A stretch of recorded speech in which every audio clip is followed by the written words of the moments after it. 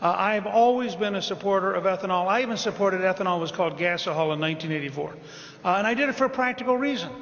If my choice is for the next dollar to go to Iran or to go to Iowa, I pick Iowa.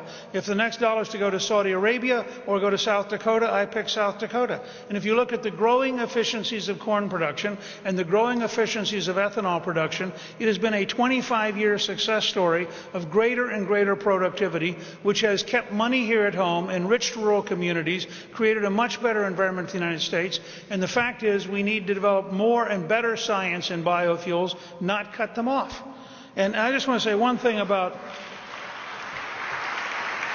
I don't particularly want to pick a fight with any of my good friends who are running, but I get a little weary of people who represent oil, which has consistently had tax subsidies for its entire history, explaining that they're really not sure about these subsidies.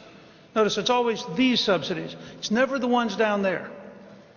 I noticed that when Senator Coburn introduced a bill which was anti-ethanol, he didn't include subsidies for gas and oil, because as an Oklahoman, that would have been suicidal. So I just think we ought to have a fair playing field. I would extend and make permanent any kind of credit for things like wind or solar, so there's a capital investment ratio. Rationale.